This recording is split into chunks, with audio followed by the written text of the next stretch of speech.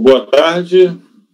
Mário, também comece a gravação, por favor. Estamos retornando com a segunda parte da tarde do dia 9 de julho de 2020. Julgamentos da segunda turma, da segunda Câmara, da segunda sessão de julgamento. Estão presentes todos os conselheiros. E interrompemos a tarde para um breve intervalo, havendo completado o julgamento dos processos até o item 252 da pauta. Então, vamos agora reiniciar com um novo relator, Dr. Caio Eduardo Zerbeto Rocha, a temática ainda contribuições previdenciárias, e o item a começar a ser julgado é um bloco de 1, 2, 3, 4, 5 processos do mesmo interessado, Novo Nordisk. São os itens 253 a 257 da pauta, e eu vou deixar passar a palavra para ele até dizer com qual deles vai começar, qual desses 5 processos ele vai começar. Então, doutor Caio. Ok. Vamos iniciar pelo item 255, que é a patronal, e eu vou pedir especial licença aqui para ler ele com bastante calma e cuidado, porque depois as matérias vão se repetir praticamente integralmente para todos os outros. Os outros processos são 256 é segurados, 257 é terceiros, 254 é 68, então para esses 4 processos a aplicação é imediata. Tá? São exatamente os mesmos recursos voluntários, é exatamente igual. E o 253 é um CFL 30, onde o recurso voluntário também é igual, só que aí o meu voto é um pouco diferente por conta de tratar de uma obrigação acessória diferente. Ok? Então, vamos para o 255, e trata o presente recurso voluntário apresentado contra o acordo número tal da Delegacia de Belo Horizonte, que julgou procedente em parte a impugnação e cuja ementa foi a seguinte. Conforme o relatório fiscal do ato de infração, as folhas 29 a 31, esse relatório é parte integrante do ato de infração, sendo identificado, onde foram lançadas as contribuições devidas à Seguridade Social correspondentes à parte patronal, inclusive a destinada a financiamento de benefícios concedidos em razão do grau de incidência e capacidade laborativa, decorrentes de riscos ambientais de trabalho, incidentes sobre os valores do salário família, pago em desacordo com a legislação, Foi lançado também o valor mensal da glosa desse salário família, que foi deduzido indevidamente das contribuições correntes. Foi lançada também a contribuição patronal incidente sobre a remuneração de contribuintes individuais trabalhadores autônomos. No levantamento de LO foram lançados os valores mensais pagos e deduzidos indevidamente a título de salário família, sendo lançados como salário de contribuição e como valor a ser glosado, conforme demonstrativo de glosa de salário família, cálculo segurado. Houve pagamento de cotas de salário família para alguns empregados com filhos com idade superior a 7 anos, sem exigência de comprovação de frequência escolar nos meses de maio e novembro do ano de 2003, descumprindo o que determina o artigo 84 do Regulamento da Previdência, conforme demonstrativo mensal dos dependentes. Cabe ressaltar que nas pastas individuais desses trabalhadores não havia as declarações das escolas atestando a frequência escolar de seus dependentes, sendo que em alguns casos foram encontradas declarações apenas do ano 2001. No levantamento da RCI, foram lançados valores mensais da remuneração dos contribuintes individuais que não foram informados em GFIP ou foram informados com remuneração inferior aos lançamentos e documentos contábeis, conforme demonstrativo dos contribuintes individuais. Cabe salientar que foram lançados valores independentemente de o pagamento ter sido mediante recibo ou nota fiscal avulsa emitida por prefeituras. Situação que, por si só, não é caracterizadora de condição de pessoa jurídica, o que ocorre somente com o registro dos atos constituídos no órgão competente. Sendo que estes fatos geradores não foram incluídos em GFIP, configura-se em tese o ilícito de sonegação fiscal previsto no artigo 337-A do Decreto 2.848 do Código Penal. Diante disso, será formalizada a representação fiscal para fins penais junto ao Ministério Público Federal para apuração dos fatos e oferecimento de denúncia-crime. Além disso, foi aplicado o prazo decadencial previsto no artigo no parágrafo 4º do artigo 150, combinado com o artigo 173, todos os dispositivos do CTN. Eu não sei que combinação que ele fez aqui, mas enfim. Certificado do lançamento em 28 de agosto de 2008, a R, as folhas 69, a contribuinte apresentou impugnação em 26 de 9 de 2008, conforme o carimbo na folha de rosto, folha 71, alegando em síntese que, tendo o lançamento sido cientificado a contribuinte em 28 de agosto, teriam decaído as exigências relativas a competências 1 a 7 de 2003, tendo em vista a aplicação da súmula STF número 8, combinada com o artigo 150, parágrafo 4º. Seria indevida a exigência tributária em foco, pois ainda antes do término do período em que se dispunha para impugnar o lançamento, teria efetuado o recolhimento do tributo devido e a correção das eventuais descumprimentos de obrigações acessórias. Não teria havido lançamento a menor da remuneração de contribuintes individuais em GFIP, quando confrontada com os valores contabilizados, pois, na contabilidade, a empresa lançava em conjunto a remuneração e os encargos sobre ela incidentes, daí resultando as diferenças apuradas pela fiscalização. Também não há que se falar em pagamento de salário família em desacordo com a legislação, considerando as declarações. No caso, vislumbra-se, no máximo, descumprimento de obrigações acessórias, pede cancelamento, a relevação ou a redução da multa aplicada, pois não houve dolo ou fraude e a empresa não seria reincidente. Alega também que a exigência de juros com base na taxa Selic é indevida por conter índice de atualização monetária embutido em seu percentual. Tendo em vista alegações, os documentos da impugnação foram os autos baixados em diligência, conforme despacho de folha 108, tendo a autoridade lançadora informado às folhas 112 que, após a análise das alegações dos documentos juntados na defesa, cabe as informações e esclarecimentos abaixo. Com relação ao lançamento da glória de salário família, a empresa apenas alega que houve descumprimento de obrigação acessória e que não há que se falar em pagamento de salário família de acordo com a legislação, considerando as declarações, sem prestar maiores esclarecimentos e sem especificar quais declarações. No IOP, número tal, além de cartões de vacinação, foram juntadas declarações de frequência escolar de vários dependentes. No entanto, todas são relativas ao ano de 2008, e não ao ano de 2003, que abrange os autos de infração lavrados. Foram juntadas ainda algumas certidões do ciclo, série, grau de ensino ou curso, que não são documentos exigíveis para a manutenção e concessão de benefício salário família. Procede a alegação da empresa com relação à remuneração de contribuintes individuais, pois realmente houve o lançamento indevido de valores relativos a contribuições patronais com o salário de contribuição, o que ocorreu porque a contabilidade lançava na mesma conta a remuneração e os encargos sociais, e no histórico desses lançamentos registrou apenas RPA e sua numeração de ordem. Além disso, nos casos em que havia divergência de nome na contabilidade em relação à GFIP, o sistema Axis não confirmou trabalhadores já informados. Houve ainda casos de não confirmação devido ao trabalhador ter sido informado na GFIP da competência, pagamento, e o lançamento foi pela data de registro na contabilidade, o que ocorreu em razão do arquivo magnético apresentado não ter a data de pagamento e não seria viável verificar todos os documentos devido ao grande volume. Ante exposto, cabe sugerir a manutenção do IOP no seu valor retificado conforme demonstrativo abaixo. Aí seguiu-se um DADR retificando o débito. Regularmente cientificado do resultado da diligência, em 14 de 10 de 2009, em 11 de 11 de 2009, a contribuinte ratificou os argumentos da impugnação por meio da petição de folha 116. Apreciando a impugnação, a diligência e a ratificação acima mencionadas, a DRJ Belo Horizonte julgou procedente em parte a impugnação, conforme abaixo.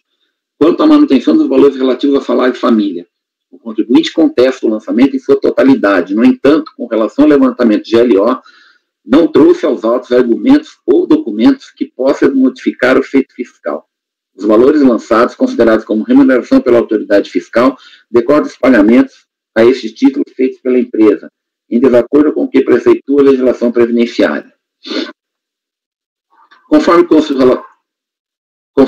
do relatório fiscal de folhas 27 e 29, a empresa autuada efetuou o pagamento e o reembolso do salário família sem exigir a comprovação semestral de frequência escolar do filho ou equiparado, a partir dos 7 anos de idade, portanto, em desacordo com o previsto na legislação. Assim, a partir da constatação e ação fiscal de que houve deduções de contribuições previdenciárias sem que a empresa comprovasse o direito ao benefício pelos segurados empregados, agiu corretamente a fiscalização ao considerar tais pagamentos como integrantes do salário de contribuição dos trabalhadores, no termos do artigo 28, inciso 1 da Lei 812, que assim dispõe. Aí transcreveu o artigo 28. Quanto às diferenças de remuneração de contribuintes individuais, que foram objeto da diligência. Quanto ao levantamento da RCI, relativo às remunerações de contribuintes individuais, parte dos valores lançados foi retificada conforme resultado da diligência sintetizado no relatório que compõe esse voto. O valor de base de cálculo das competências 12/2003 ficou inalterado, e nas competências 8/2003 a 11/2003 foram retificados em razão das correções efetuadas na diligência fiscal, conforme a seguir demonstrado. Quanto ao pedido de relevação da multa, não há previsão legal para acolher o pedido de relevação no caso de lançamento de obrigação previdenciária principal. Quanto à ilegalidade da cobrança de contribuições dos acréscimos legais, não foram analisadas, pois a esfera administrativa não tem competência para tanto, conforme o artigo 26A do Decreto 70.235. Ainda no que diz respeito às penalidades aplicadas na ação fiscal como um todo, tendo em vista as alterações normativas procedidas pela MP 449 e o disposto pela Portaria Conjunta PGFN 14/2009, a apuração da penalidade mais benéfica será feita no momento de pagamento parcelamento do débito pela contribuinte ou do ajuizamento da execução fiscal. Quanto à decadência relativa a competências 1 a 7/2003, restou vencida a relatora quanto ao acolhimento das decadências para as competências 1 a 7/2003, conforme o voto vencedor. A relatora votou pela aplicação do 154. O voto vencedor votou pela aplicação do 173.1, tendo em vista a representação fiscal para fins penais. Então, ela afastou o 154 por conta da representação fiscal. É o que está dito aqui no voto vencedor. Regularmente cientificada a decisão acima de 19 de fevereiro de 2010, folha 135, a contribuinte interpôs o presente recurso voluntário em 22 de 3 de 2010. Carimbo na folha de rosto, folha 136. Eu já verifiquei essas datas, dia 19 de fevereiro foi uma sexta-feira, por isso, com a contagem começando na segunda, ele é tempestivo para o dia 22, mas se quiserem dar uma verificada, seria interessante. Onde repete os argumentos da impugnação já acima expostos. É o relatório. O recurso é tempestivo e, no que diz respeito a esse quesito, deve ser reconhecido. Entretanto, no que diz respeito às matérias suscitadas, temos que, com relação à multa aplicada, o recurso voluntário argumenta. Ele traz argumentos com relação a princípios da moralidade, confisco, tá? E também pedido de relevação. Então, a respeito das alegações de inconstitucionalidade acima postas, trata-se de matérias que sequer podem ser conhecidas, conforme determina a súmula CARF número 2. Desta feita, quanto às alegações relativas à multa aplicada, o recurso voluntário deve ser conhecido apenas em parte para tratar do pedido de relevação, não se reconhecendo da argumentação de inconstitucionalidade na multa aplicada. Decadência. Conforme visto acima no acórdão recorrido, aplicou-se ao caso o artigo 173.1 do CTN, pois no entendimento do vosso vencedor restou caracterizada a ocorrência de dolo, fraude ou simulação, tendo inclusive sido lavrada a representação fiscal para fins penais. Contrapondo-se a esse entendimento, argumenta o recurso voluntário que, em que pese a formalização da representação fiscal, não há prova de ocorrência de dolo, fraude e simulação decorrentes de ato comissivo ou omissivo praticado pela recorrente, que pudesse impedir ou conduzir a erro a autoridade administrativa no cumprimento da atividade de lançamento. Ao contrário do que argumenta o recurso voluntário, entendo que o relatório fiscal esclarece perfeitamente essa ocorrência. Sendo no item 4.3 do relatório fiscal.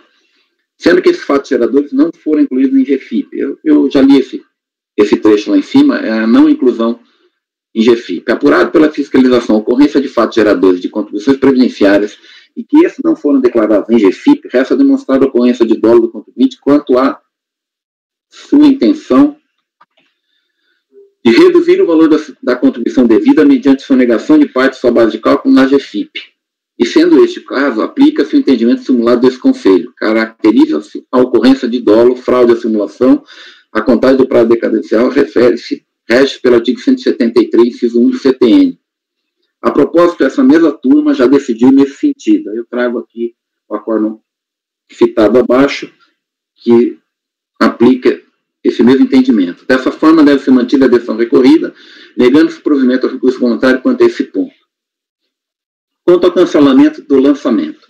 Quanto ao mérito, requer a recorrente o cancelamento do lançamento, argumentando que há que se esclarecer que a remuneração dos contribuintes individuais não foi lançada em valor inferior aos lançamentos e documentos contábeis em relação ao lançamento mantido.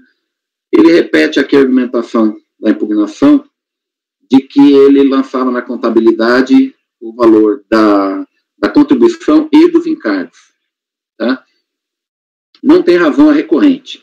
Antes mesmo do julgamento de primeira instância, os autos foram baixados em diligência e retificados quanto à constatação de que, de fato, em algumas competências, os valores declarados a maior na contabilidade, em confronto com os valores declarados em GFIP, se referiam à soma da remuneração com os encargos sociais, contabilizados em conjunto. Porém, constatada essa apuração indevida da base de cálculo, os valores foram retificados conforme se apura no ADR de folha 130 a 133, onde também se pode verificar que, feitas essas correções, ainda restaram competência em que a fiscalização apurou o recolhimento a menor que o devido a título de contribuições previdenciárias incidentes sobre os pagamentos efetuados a contribuintes individuais. Já no que diz respeito aos valores relativos à salário de família, é oportuno revisar o que foi dito pelo acórdão recorrido quanto às mesmas alegações já feitas na impugnação.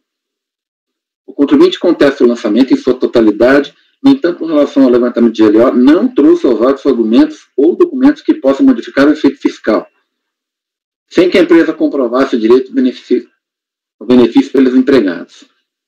Em seu recurso voluntário, a contribuinte mantém os mesmos argumentos e, uma vez mais, não instrui os autos com prova de veracidade dessa argumentação.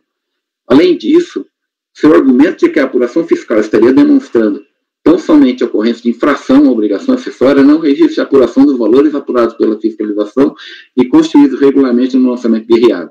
Dessa forma, também com relação a essa matéria, o recurso voluntário não pode ser provido.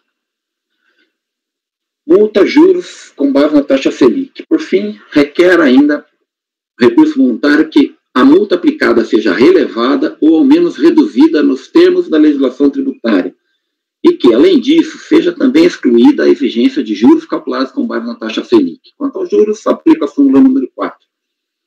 Quanto ao pedido de relevação da multa de ofício, tratando-se de penalidade por descumprimento de obrigação principal, já foi esclarecido pelo acórdão recorrido que não há previsão legal para acolher o pedido de relevação.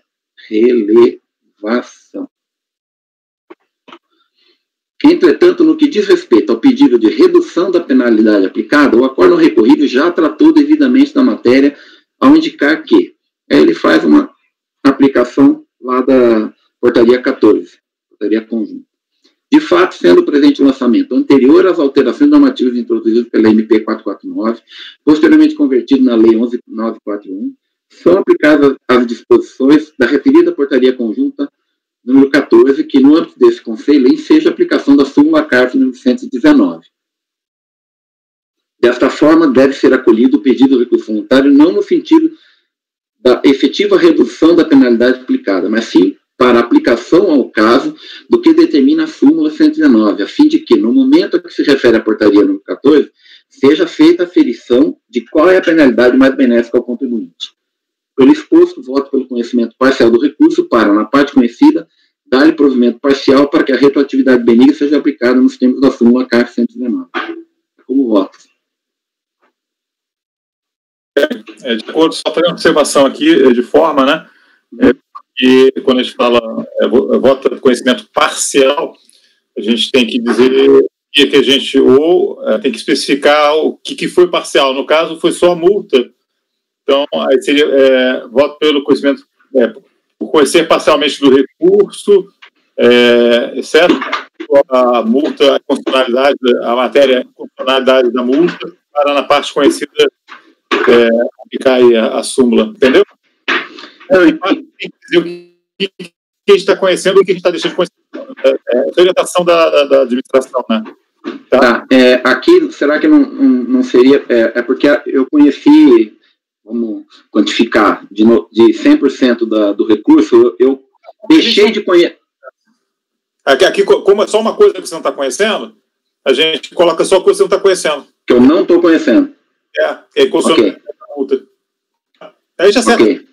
Depois você só fica assim com esse exceto contra não sei o que, e na parte conhecida fica essa redação aproximada. Então, podemos passar. Alguém tem algum esclarecimento? Então, tem uma dúvidazinha aqui nesse caso específico. Por isso que eu estou abrindo aqui, na impugnação, no acordo, já foi aplicado, já determinou a aplicação da súmula? Da súmula, não. A aplicação do parecer assim, da portaria conjunta. Perfeito, desculpa, parecer, né? Então, não seria, você acha que é o caso de dar provimento de novo por causa disso? Já foi julgado. Já foi julgado lá na impugnação, já foi dado. Então, a gente não tem nem que acolher de novo. Ele requereu, eu analisei com relação porque ele não pede especificamente a aplicação da retroatividade benigna, ele pede a redução da multa. Né? Sim, mas lá já foi dada a retroatividade, né? A DRJ já apreciou essa questão e mandou. Sim, e eu citei justamente isso, que isso já foi, né? Está aqui, inclusive aqui logo acima, né? Que isso já foi da. É a minha dúvida. É uma situação que a gente chega a um consenso e mesmo assim a realidade surpresas pra gente, né? Agora essa aí não sei, nesse caso eu não me oponho ao caminhamento do Caio, não, mas realmente em tese já foi dado, né? Pela DRJ, em termos práticos já foi dado. Mas aí teria de fazer toda uma mudança, dizer que falta de interesse de agir e tal. Não sei se até que ponto vale a pena mudar. Eu acho até um pouco controvertido, porque como ele não pede especificamente a aplicação dessa retroatividade benigna, se eu disser que eu não estou conhecendo daquela matéria, ele pode vir argumentar de que não, mas eu não pedi isso. Eu pedi a redução da multa. Ponto. Né? Quero redução porque você achou, sei lá, que é confiscatória. Sim. Né? Então, para não correr esse risco, eu achei melhor analisar. Para mim, tudo bem. A preocupação que eu acho que eu tenho que ter é simplesmente ver a ocupação, né? Se o lançamento já fez, aí é lógico que não cabe, né? Foi feito na autuação, vai ter que ser feito. Isso, vai ter que ser feito. Vai ter que ser feito. Então, aí enfim, por mim pode deixar do jeito que está. Não sei.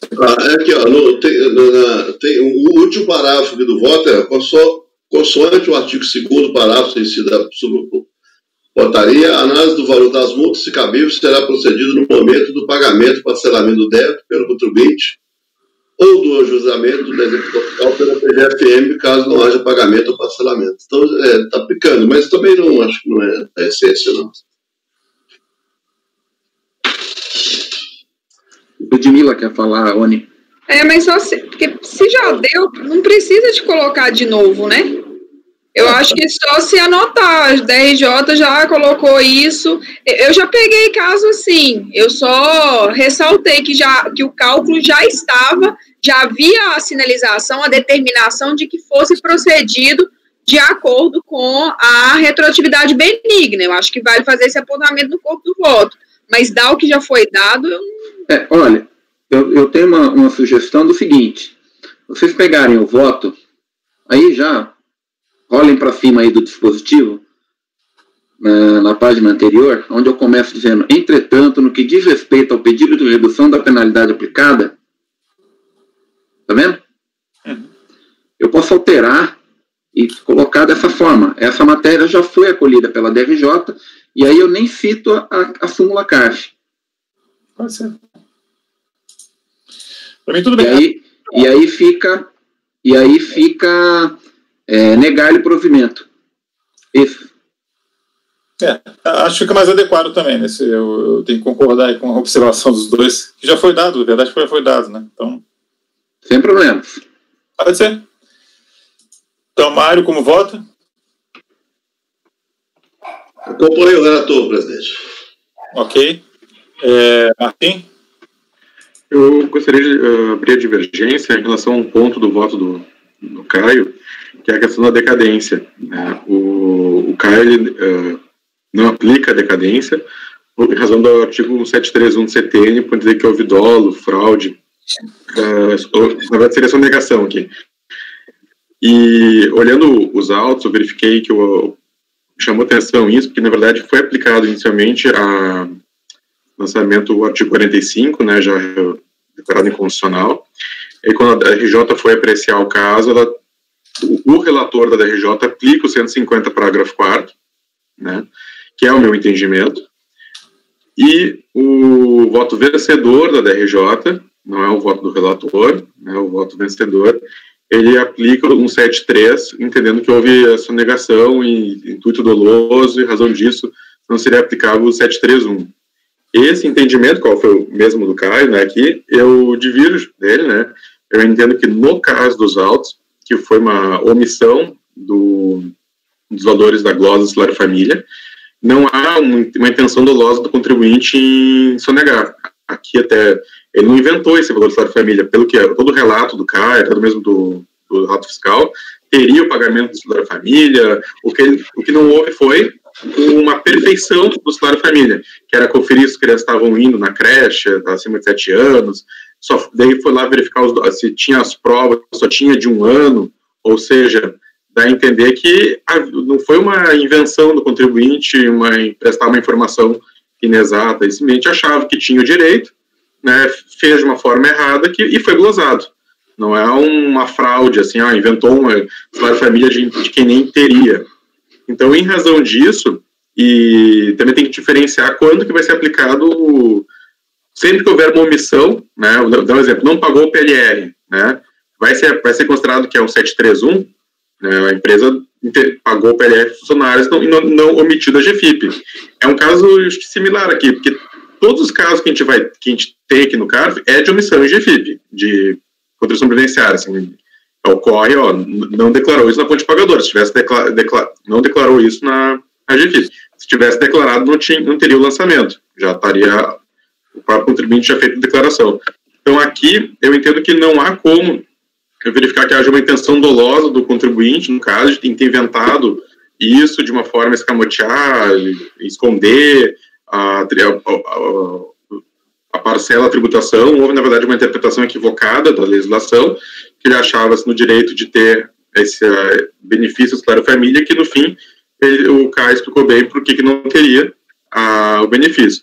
Então, seguindo a linha do voto vencido da DRJ, que se aplica no caso 150 parágrafo 4, e também por entender que em Virem foi o que aconteceu, na DRJ se inovou, houve uma inovação no lançamento ao aplicar o 731, porque antes se aplicava a prescrição, a decadência decenal. Então, somente na DRJ que se veio com essa questão de fraude, dolo, sonegação. Então, acredito que houve até uma inovação no lançamento pela DRJ quando ele aplica-se o 731, porque isso não foi critério anterior, porque anteriormente não estaria nada prescrito, então não estaria decaído. Então, em razão disso, eu entendo que se aplica o 150 parágrafo 4º nesse caso, né, que essa questão não teria sido que houve um dolo ou não do contribuinte, não foi, acho que, parte do relatório fiscal, né. Então, não sei se o Caio quer fazer alguma ponderação depois do que eu falei, mas eu divirjo para a parte positiva, para parcial provimento de recursos, para reconhecer a decadência do período das competências de janeiro de 2013 a julho de 2013, levantamento GLO, glosa da família, e fevereiro de 2013 a julho de 2013, levantamento RCI, remuneração contribuinte individual. Caio, com a palavra. Eu confesso que essa foi uma matéria que eu tive bastante cuidado com relação a isso, até porque eu tendo a ter esse momento simples. Na verdade, nós temos acho que é uma súmula que diz que o entendimento que o simples agravamento da multa não implica a simples omissão de rendimentos, mas é uma voltada mais física, né, para imposto de renda. Exato, por isso, então eu fui verificar isso daqui e realmente a fiscalização, ela em tese apurou a ocorrência do dolo, da intenção do dolo aqui, tanto que fez a representação. E eu fui buscar acórdãos para tentar tirar essa minha dúvida, e esse acórdão que eu citei da nossa turma, que é de junho de 2019, ele se escora, se vocês abrirem a votação ali, pelo que eu entendi, justamente a aplicação do 173.1, justamente na elaboração de uma representação fiscal para fins penais, né? Foi isso que acabou definindo para mim essa opção nesse caso, tá? Então, é uma questão que eu fiquei realmente em dúvida. Relator do acordo é o Martim. Mas assim, eu não quis dizer isso. Eu não quis dizer isso, para não ter uma questão de chegar ao caso concreto, né? O caso concreto aqui... o caso concreto muda. Eu acho que assim, às vezes, a representação fiscal para fins penais, ela, assim, se ela é fundamentada e explica lá a razão do dolo, tem que seguir essa linha. Mas, no caso aqui, olhando o relatório fiscal, o próprio relatório fiscal fala que foi aplicado o prazo decadencial previsto no parágrafo 4º do artigo 150, combinado com o artigo 173 do CTN, o relatório fiscal desse processo. Né? E eu não vejo no relatório fiscal a presença das informações de dolos. Realmente, só foi, acho que, comentado em algum momento aqui que será feita a representação fiscal para fins penais. Mas ela, por si só, eu não entendo que seja o caso. Porque toda vez que ocorrer... porque é o caso de imposto de renda da pessoa física, multa qualificada. Todo caso de multa qualificada tem representação fiscal para fins penais. E em vários casos a gente desqualifica a multa qualificada. Então, acho que só ter a representação fiscal para fins penais é justamente o caso. A gente só vai poder tirar o dolo, né, quando tem o dolo em algum momento do processo. No caso aqui, tem a representação fiscal para fins penais, o que ensejaria talvez aplicar o 173.1 pelo CTN, pela RJ, o que não ocasionaria uma inovação no lançamento. Mas cabe a nós analisar se está correta essa qualificadora. O caso aqui, ele é caso mesmo de entender que houve uma simulação. Eu entendo que o caso aqui, o contribuinte achou que teve o salário família, ele pagou, na hora de declarar esse valor, ele não foi fiscalizado, a fiscalização não achou lá os documentos que teriam que achar, os comprovantes de escolaridade, pagou para filhos maiores de 7 anos, ele não cumpriu os requisitos. Mas isso ser uma fraude, uma sonegação, acho que é muito mais forte do que... Aqui que o processo, o precedente do Martim era uma situação bastante distinta, tá? Era um caso de interposta pessoa, uma situação em que havia um complexo ali de elementos que realmente reforçava. Então, Martim... Obrigado, Rodrigo, salvar aí também. Não era um caso... Eu não citei o relator, que era para justamente não constrangê-lo. Mas eu achei o acórdão muito bem feito, por isso é que eu citei esse. Eu tinha outros aqui, mas é que esse casava certinho com a minha situação. Tá? Eu fiz esse posicionamento, eu estudei bastante, né? Eu acabei me levando ao convencimento pela jurisprudência da própria turma, inclusive. Então, respeito a colocação e acho que deve ir a voto, né, para essa verificação. Eu mantenho a minha divergência nesse ponto, né? Acho que sempre tem que analisar o caso concreto, e nesse caso aqui, como o Rony mesmo comentou lá, uma outra situação, entre posses pessoas, né? Isso é uma coisa que vem agravar a situação, e o que demonstra que não é só ter a repressão fiscal para fins penais, tá? E é isso, é meu entendimento que não aconteceu uma conduta dolosa aqui. Tá sem áudio, Rony. Prossiga a votação, então. Ricardo, como vota? Eu acompanho o relator.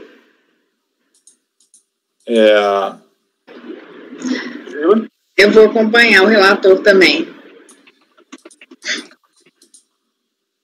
Mário não votou, né?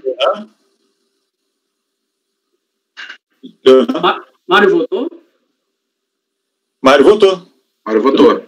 Acompanhou o relatório. Eu acompanho. Juliano. Acompanho o relator, presidente.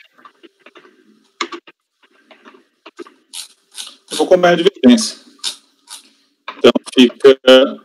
Eu careço um pouco assim, essa questão da qualificação de multa, agravamento, etc. Até porque eu vejo um pouco assim, muitos autos previdenciários, eles carecem de talvez um embasamento mais sólido aí da questão com devido respeito, né, mas em relação a fundamentar a conduta dolosa, assim, eu acho que o relatório fiscal foi um pouco precário, não me convenci muito, assim, de uma conduta dolosa. Enfim, posicionamento, né? Então, a maioria de votos negar provimento ao recurso, por ser parcialmente do recurso para, certo quanto à questão da constitucionalidade da multa, para a parte conhecida de provimento, vencidos os conselheiros Martim Gesto e Rony. E vamos passar para o próximo, então, doutor? Só um minuto para eu já anotar aqui o negar-lhe provimento. Depois eu tenho que tirar lá da ementa também a retroatividade benigna. Isso. Só para me ajudar a configurar aqui, eu vou retirar da ementa a citação à súmula CARFES, com certeza. Mas a matéria retroatividade, ela foi indicada, de que já foi analisada. Então, não, aqui não vai ser conhecida, né? É isso, né? Leonan que levantou essa questão. Citou a retroatividade especificamente? Não. Ele pediu redução da multa só. Então não precisa, eu acho. Só deixa lá no voto, tira da ementa e se qualquer coisa faz uma observação faz uma observação que constata, inclusive, que já foi verificada a retroatividade da multa, a aplicação da retroatividade benigna nos termos do acórdão de piso. Pronto. Ok. Especificamente não tem problema. Ok. Essa alteração ela vai ter que ser feita em todos, tá?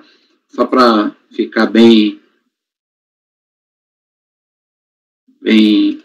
colocado. Ok. Então, julgamos o 255. O próximo pode ser tanto o 256, vamos para o 256, que é segurados.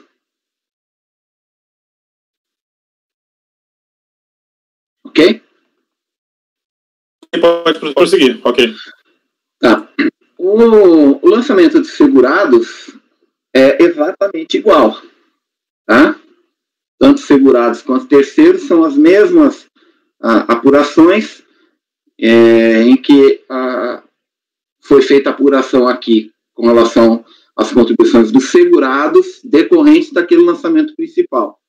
Tá?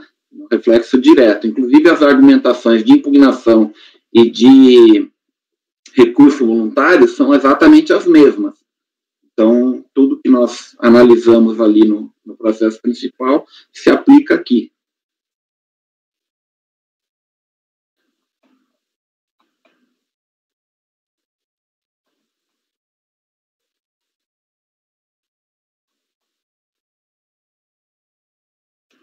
Está sem áudio, Rony. Estou concentrando aqui. Em tese, mesmos argumentos, mesmas situações, então você replicaria o dispositivo? Exatamente. Ok. Como vota o Mário? Acompanha o relator, só um detalhezinho que na emenda também está falando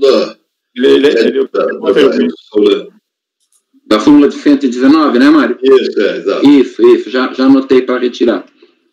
Ok. Martim? Abro divergência novamente, tal qual o caso anterior, em relação à decadência. Ricardo? Acompanho o relator. Ludmila? Também. Leonan? Acompanho o relator como autor. Juliano? Acompanho o relator, presidente. E eu acompanho a divergência. Então fica, por unanimidade de votos, fica o dispositivo igual aí ao que foi do 5.5, né? Conhecer em parte, na parte conhecida, negar o provimento por maioria. Por maioria. Você tinha falado por unanimidade. Por maioria de votos. Desculpa, falei errado, mas é mais por maioria. Eu acho que não é conhecer em parte também, não, é, Caio? Sim. Não, é negar provimento. Você não teve inconstitucionalidade da multa, não? Não. O inconstitucionalidade da multa, não. Sim, para conhecer parcialmente. Sim, é isso que eu estou falando. Tá. Conhecer parcialmente. Conhecer, tá? Ele não conheceu do argumento da inconstitucionalidade. Isso. Isso a gente tinha visto antes. Isso, conhecer parcialmente e negar provimento. Exatamente. Ok, obrigado. Próximo, Oi?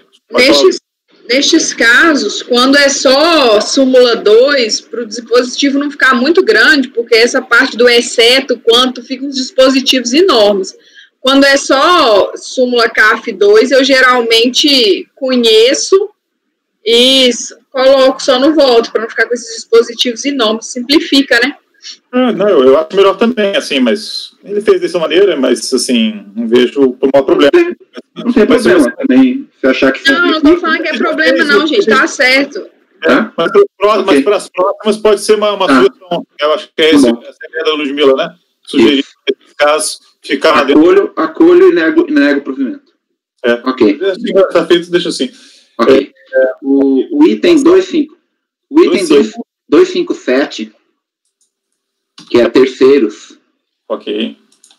Também exatamente igual, tá? Com a única modificação que eu tinha feito, mas que vai acabar saindo com relação à não aplicação da súmula 119 para os terceiros. Eu tinha feito essa retificação no final, mas com a alteração do voto lá para retirar essa matéria, eu vou fazer essa mesma alteração aqui e tirar da ementa também. Ok. Então, mesma temática, não tem nenhuma... Exatamente igual. As impugnações e recursos voluntários e a matéria são exatamente as mesmas. Ok. Então, vamos prosseguir. Então, a proposta do relator é conhecer parcialmente o recurso, exceto quanto à questão da inconstitucionalidade da multa, para as conhecidas negar o provimento. Mário, como voto? Acompanho o voto do relator, presidente. Abro divergência para qual caso anterior, né? Ludmila? Com o relator. Aí o Ricardo. Ricardo? Acompanho o relator. Leonan? Acompanho o relator. Juliano? Acompanho o relator, presidente. E eu acompanho a divergência, então ficou por maioria de votos também o 257, né? Acompanhando o relator. Caio, qual seria o próximo, então? O próximo é o 254. E aqui no 254 nós vamos acabar com a divergência, porque se trata de um 68, é exatamente igual aos outros processos, tá? É simplesmente o reflexo do principal na GFIP, e só que a diferença aqui é que a decadência eu estou aplicando 173.1, mas aí por conta da súmula CAF 148, por se tratar de obrigação acessória. Então aqui a motivação do voto aqui não é a representação fiscal para fins penais, mas o fato de se tratar de obrigação acessória, e aplica a súmula CAF. E argumentos específicos, outros, tem alguma coisa ou não? Nada. Exatamente a mesma coisa. Que no caso desse 68 ainda até se aplicam, né? Porque você, por acaso acolhendo a argumentação com relação que ele já fez na patronal, implica a improcedência do 68, né? Mas aqui é exatamente igual. Ok, todos entenderam. Então aqui vai ser similar só que vai ser, né, como não tem essa questão da decadência por força de uma questão penal, conduta dolosa, ele vai aplicar um 7.3.1 também, mas por outra motivação, que é o prazo decadencial das obrigações acessórias. Tem até súmula nesse sentido. Então, Mário, como vota? Ele está em parte para a parte precisa negar provimento também, né? Isso. Acompanho o relator, senhor presidente. Martim? Eu acompanho o relator nesse caso por sua obrigação acessória. Acompanho o relator. Mila? Também acompanho. Jonan? Acompanho. Juliano? Acompanho o relator, presidente. Também acompanho. Então, ficou isso por unanimidade de votos. Passemos para o 253. Ok. O 253, aí ele é diferente com relação ao meu voto, tá? Por quê? Porque ele é um CFL 30. Tá? Então, trata o presente recurso voluntário apresentado com o tal da DRJ Belo Horizonte, que julgou procedente o lançamento, e cuja ementa foi a seguinte. Tá, conforme o relatório fiscal da infração, na ação fiscal ficou constatado que a empresa acima qualificada deixou de preparar a folha de pagamento das remunerações pagas ou acreditadas a todos os segurados a seu serviço, de acordo com os padrões estabelecidos na Receita Federal do Brasil. Não foram incluídos na folha de pagamento diversos contribuintes individuais, trabalhadores e trabalhadores autônomos, conforme demonstrativo dos contribuintes individuais, não incluídos na folha de pagamento. Cabe salientar que foram apresentadas folhas de pagamento de autônomos, no entanto, os trabalhadores relacionados não foram incluídos nesses documentos, conforme a amostragem de folha de pagamento. Assim, as folhas de pagamento não foram elaboradas conforme os padrões estabelecidos no inciso 1 e no parágrafo 9 do artigo 225 da RPF. Aí, cientificado do lançamento, em 28/8, o contribuinte apresentou impugnação, aí ele repete, tá, a argumentação. Eu vou ler aqui, que é para não ficar... tendo o lançamento sido cientificado, então, teriam decaído as exigências relativas às competências 1 a 7 de 2003, tendo em vista a aplicação da súmula 8, combinada com o artigo 154. Ainda antes do término do período de que dispunha para impugnar o lançamento, teria efetuado a correção das irregularidades apuradas. No caso, vislumbra-se no máximo descumprimento da obrigação acessória. Pede o cancelamento e redução da multa aplicada, pois não houve dolo ou fraude. Alega também que a exigência de juros é indevida. Analisada a impugnação, a DRJ Belo Horizonte julgou o procedimento do lançamento conforme abaixo. Quanto à decadência, julgou improcedente a impugnação, pois trata de obrigação tributária acessória, aplicando um 731. O contribuinte alega que retificou as folhas de pagamento para a inclusão dos contribuintes individuais a partir da competência junho de 2003, conforme o documento juntado na defesa. A esse respeito, cabe observar que, mesmo que as faltas tenham sido corrigidas a partir da competência junho de 2003, como alega a empresa, o valor da multa aplicada não será alterado, pois permaneceriam sem correção as competências 1/2003 a 5/2003, período este não alcançado pela decadência, conforme acima demonstrado. Portanto, o valor da multa aplicada está correto e deve ser mantido. Questionamentos acerca da cobrança de juros da taxa Selic são alheios ao processo que, conforme já dito, trata de aplicação de multa punitiva por descumprimento de obrigação acessória. Regulamento cientificado da decisão acima, a contribuinte interpôs apresenta um recurso voluntário, onde repete os argumentos da impugnação já expostos. É o relatório. Ele muda um pouquinho. O recurso é tempestivo no que diz respeito a esse requisito, deve ser conhecido.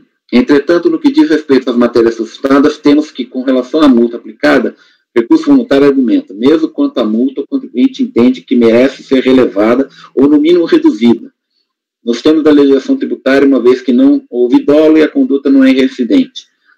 Também por abusiva, aquela mesma argumentação da efeito de confisco.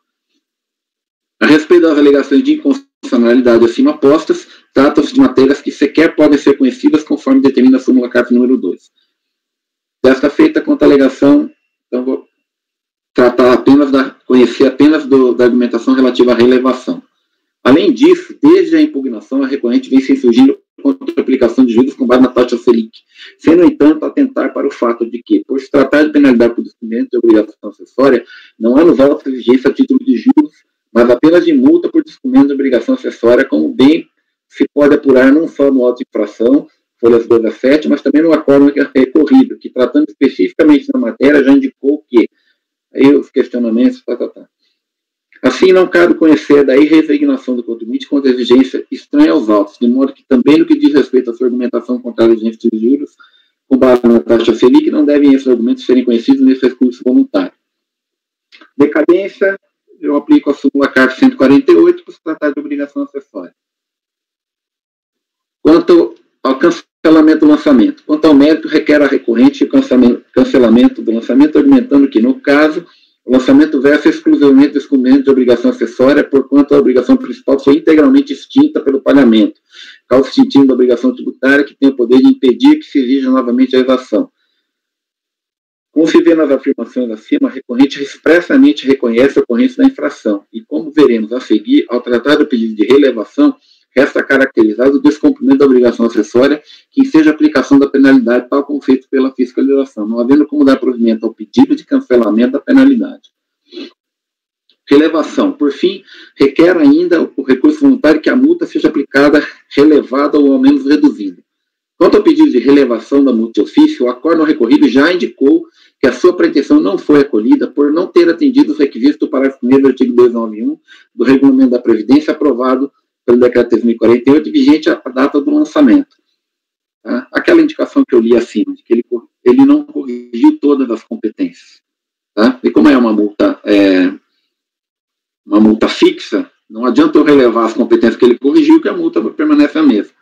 Como se vê, não tendo sido corrigida a falta apurada integralmente, não há que se falar em relevação da penalidade aplicada. Já no que diz respeito à redução do pedido da penalidade aplicada, não há suporte legal para acolher o pedido, que por isso deve ter seu provimento negado.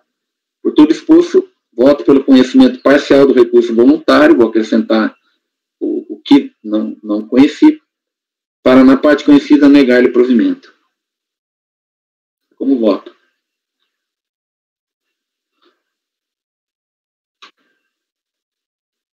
Está sem áudio, Rony.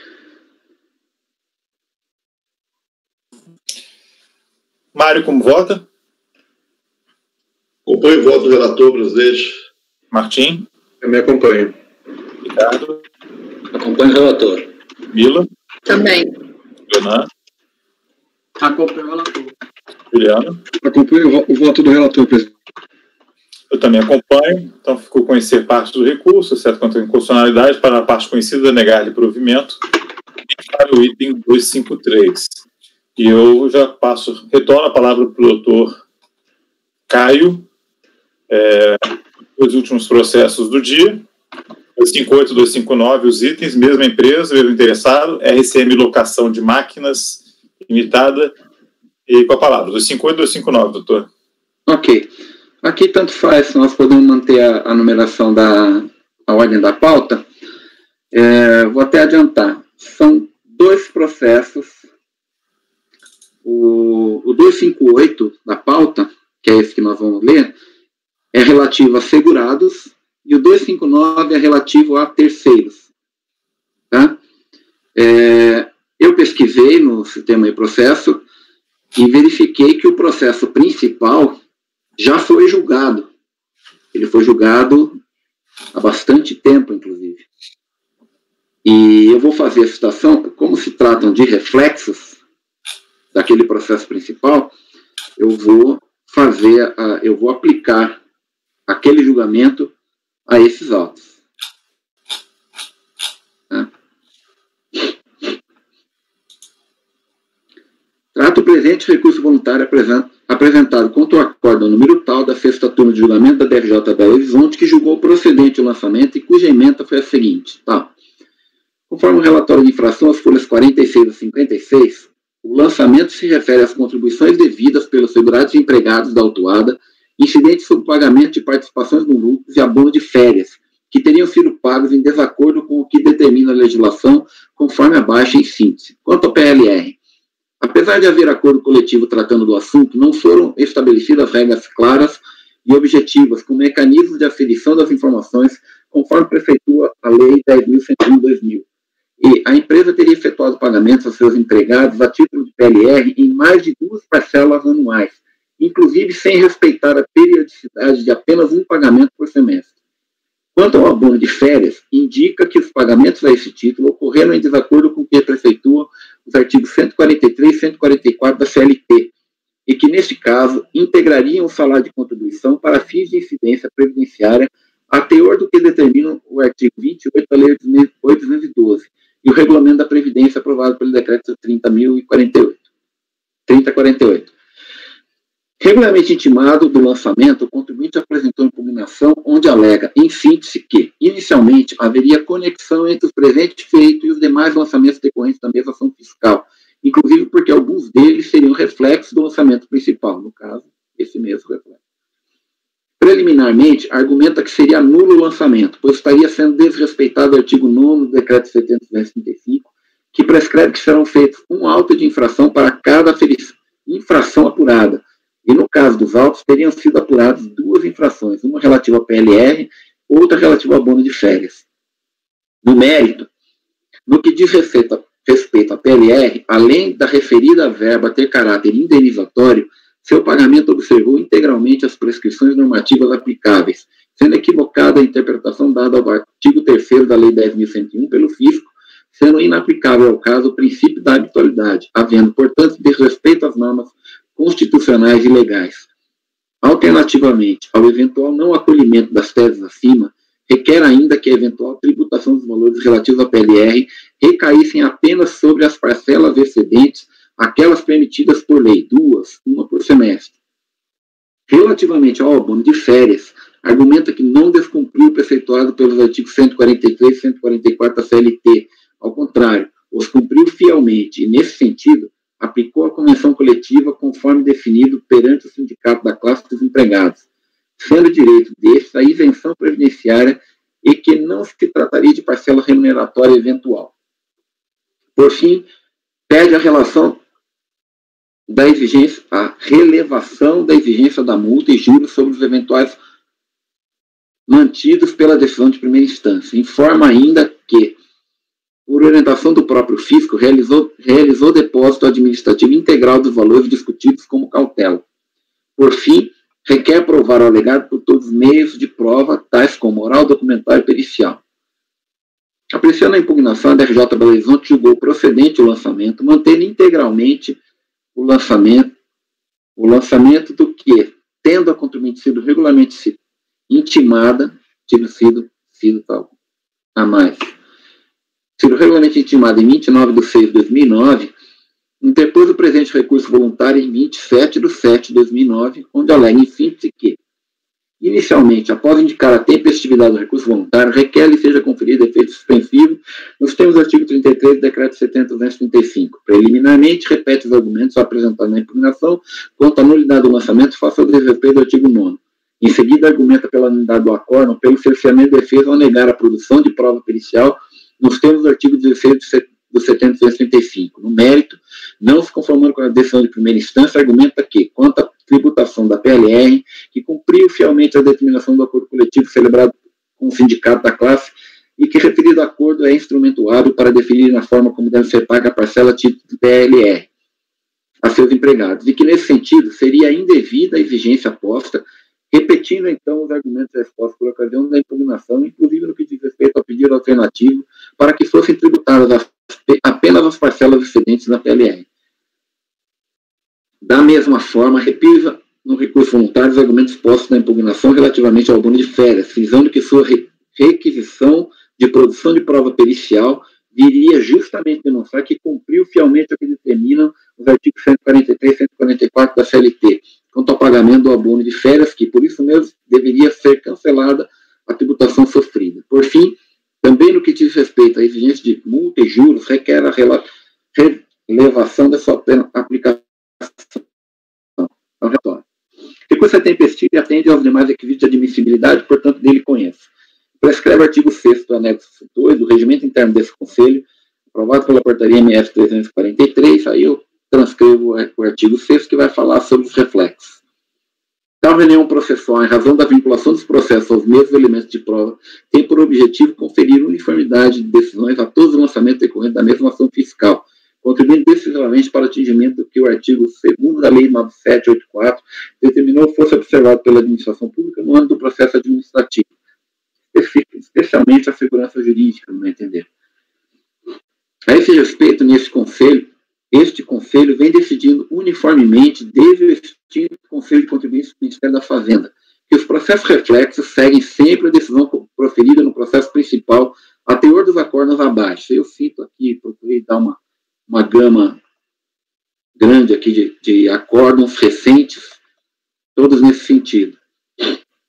Faço essas indicações iniciais, pois estamos diante exatamente de um caso de processo reflexo, em que pese a indicação do regimento para que fossem reunidos e julgados em conjunto com o processo principal, tal não foi obedecido, vindo a julgamento somente agora, nessa turma, este processo que, como indicado nos autos, é reflexo do processo principal registrado sobre o debicad número tal e autuado sobre número tal. Trata o processo principal. Se alguém quiser fazer a verificação, eu fui observar em cada um desses dois processos que nós estamos julgando, no TEAF, a indicação de todos os processos que foram lançados. Tá? Então, eles estão todos lá referidos. Trata o processo principal da exigência de contribuição previdenciárias parte patronal, relativamente aos mesmos fatos geradores sobre os quais, nesses autos, se exige a contribuição dos segurados empregados que não foram descontados dos respectivos salários, nem tampouco recolhidos aos cofres públicos. E como bem se pode consultar no acórdão número tal, disponível no sítio desse Conselho na internet, o processo principal ao qual estes autos são vinculados restou julgado pela então terceira turma especial desta mesma segunda sessão de julgamento desse Conselho, estando assim emendado. Trago aqui a emenda.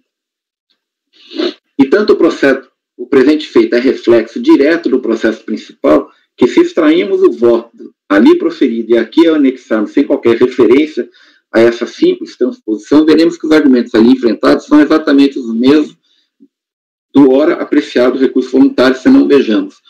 Eu fiz questão de transcrever do acórdão do principal também o relatório do voto, porque no relatório ele traz a indicação do recurso voluntário daquele processo. E que, se vocês fizerem o cotejo entre esse processo e o principal, vão ver que a argumentação é a mesma. Tá? Do voto, conselheiro Amílcar Teixeira Júnior, recurso voluntário é tempestivo, considerando o preenchimento dos demais requisitos de sua admissibilidade, merece ser apreciado. Do mesmo modo que o contido no acordo recorrido, rejeito as duas preliminares, ou seja, a nulidade do artigo 9º e 10º do decreto 735, tendo em vista que a autoridade administrativa incumbida no lançamento da realização mista, ao contrário das alegações do contribuinte, respeitou exatamente tais artigos. Além disso, percebe-se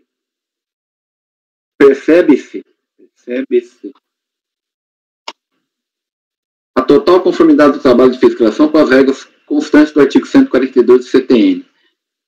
De outra parte, o indeferimento do pedido de perícia não ofende o artigo 16 do 785 e muito menos viola o inciso 55 da Constituição da República, por se tratar de matérias eminentes de direito, cuja compreensão independerá do concurso de técnicas contábeis, por exemplo, ou mesmo de outra natureza. No que se refere à participação nos lucros, restou amplamente evidenciado, desde o relatório do auto-infração, que a empresa não respeitou a regra de não incidência prevista na linha J do parágrafo 9º do artigo 28 da Lei 812.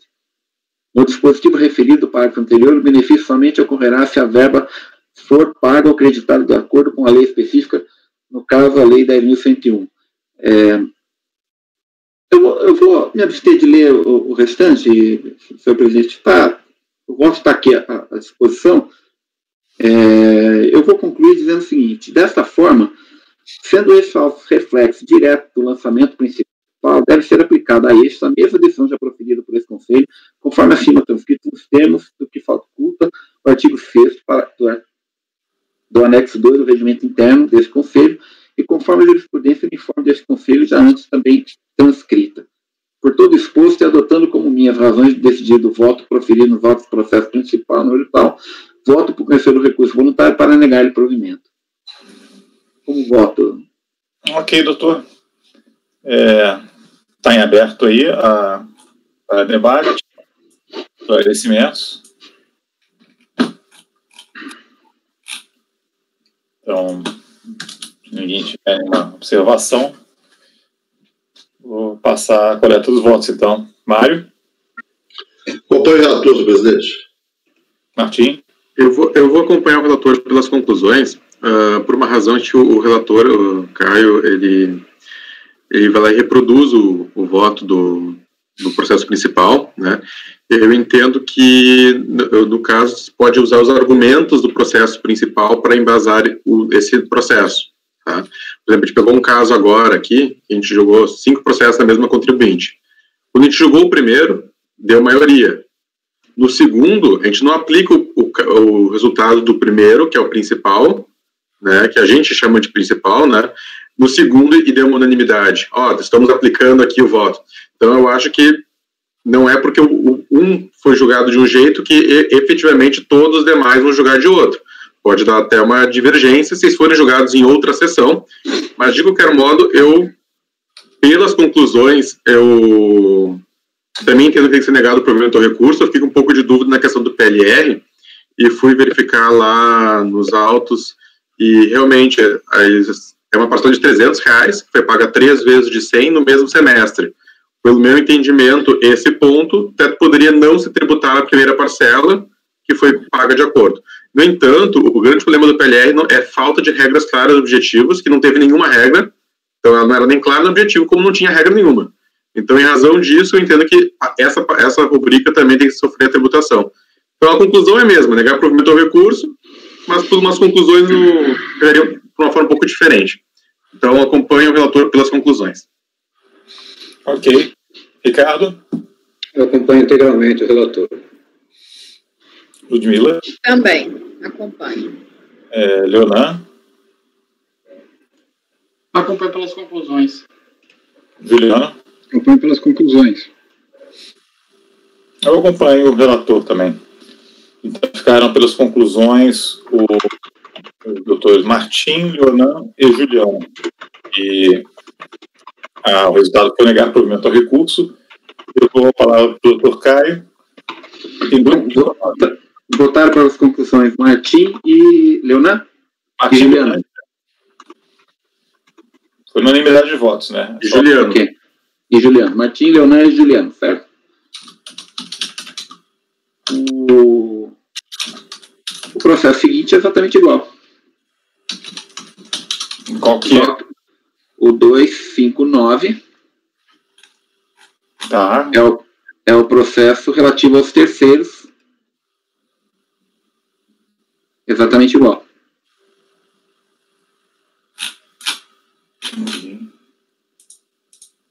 Só um pouquinho.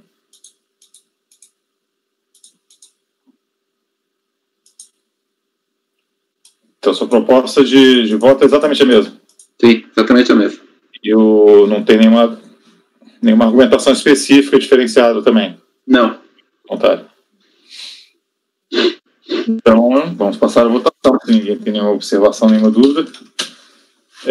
Mário, como vota?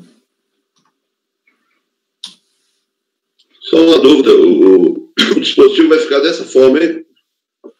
Razões do voto principal, voto por... Talvez possa enxugar um pouco, né? Acho interessante. Eu acho que o 259 ainda não abri, eu estou só com 251. Não, é igual, o dispositivo dos dois são iguais. De voto por conhecer do recurso para negar o provimento. Não precisa falar adotando como minhas razões, isso já foi antes, né? Isso agora é só disponível por todos os postos. Não é simples ainda. A ata está aqui, é negar provimento do recurso. Então, nem se preocupa que eu simplifico por conta. É que agora eu olhei com mais tranquilidade. Eu também achei que ficou muito... Isso aí a gente tem tranquilo, Mário. Mas a gente faz sempre um arremate depois. Ajuste. Então... Acompanhe o voto do relator, presidente. Martim? As conclusões também acompanho. Ricardo? Acompanho integralmente o voto do relator. Acompanho também. Acompanha, Leonan? Acompanho pelas conclusões. Juliano? Acompanho pelas conclusões, presidente. Eu vou acompanhar o relator. Então, ficou também aqui, mais uma vez, negar provimento ao recurso, votando pelas conclusões Martim, Leonan e Juliano. E, nesse momento, vou pedir a nossa colaboradora, Tainá, para encerrar a gravação, porque terminamos a pauta do dia.